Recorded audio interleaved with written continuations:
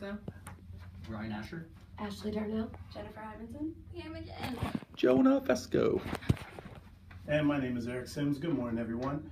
My speech today is a speech about popular culture. The reason I picked this speech is because it really doesn't affect me personally, but it affects all of us in a way that we really don't realize.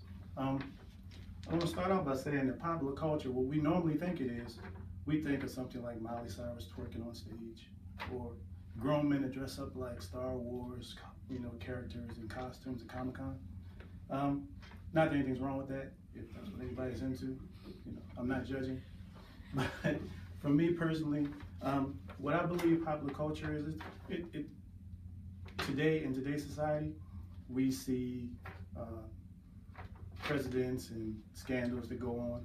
Things like that, they tend to revolve around what goes on in society. Popular culture actually really started in the Renaissance era, which was back in the 17th century. Popular culture back then was basically in the theater and in music. So it was considered lower class at that time. But according to Wikipedia and other reliable sources, popular culture evolved into the 19th century and the 20th century. And actually after World War II, popular culture became more mainstream. And when this took place, in like around the 1950s, the automotive explosion occurred, rock and roll music occurred, and it really just had a general effect on society. And that's where popular culture actually evolved from. So popular culture, or pop culture as I'll call it from this point on, it encompasses a broad spectrum of the things that we have in our society today. And actually, while I was doing some research on this, I came across a professor that teaches at San Francisco State University. He taught there from 1945 to 2004. He actually teaches a class on pop culture, which surprised me that there are actually classes all across the country that teach pop culture. Different aspects of pop culture. There's hip hop culture. There's actually a course that they teach, Tupac Shakur's poetry, at, I don't want to cite the wrong place here, at Harvard. At Harvard, they actually teach a class for Tupac Shakur, which surprised me. But that goes to show that pop culture is really a phenomenon that we all sort of come to grasp.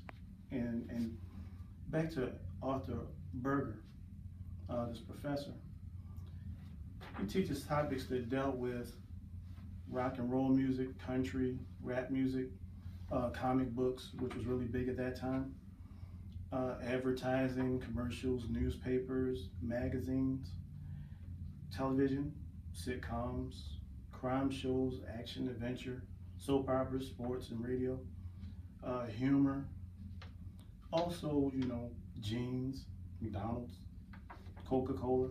So it encompasses a whole spectrum of our society.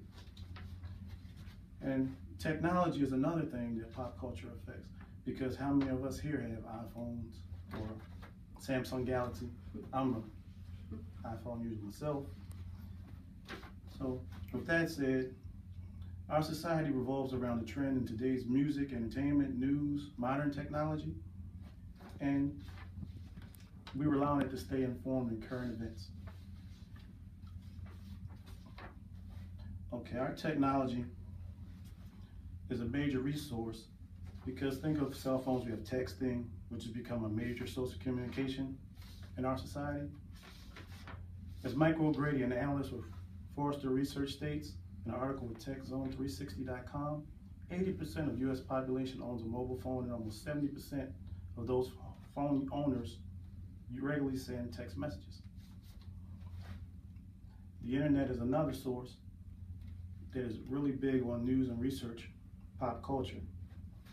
We're connected to the internet and mobile applications.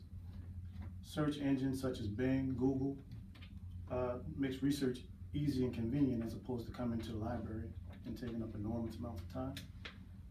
Social media is another aspect that has broadened our popular culture within society. You have YouTube, Facebook, Twitter, reaching thousands and even millions of people through it. It's created a platform for advertising, also for self-promotion.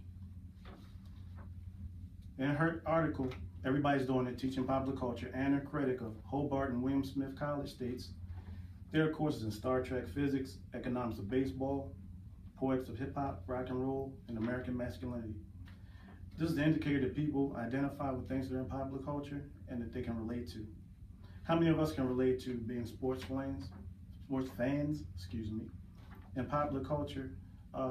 We have some of our favorite sports teams, and we like to recognize them by walking around wearing their jerseys, going around, no shirts on. Anyway, that's my presentation for today on popular culture. If there are no questions, I'd like to thank you all. Have a good day. Teresa. Ryan Asher. Ashley Darnell. Jennifer Hymanson. Leah McGinn. Jonah Fesco.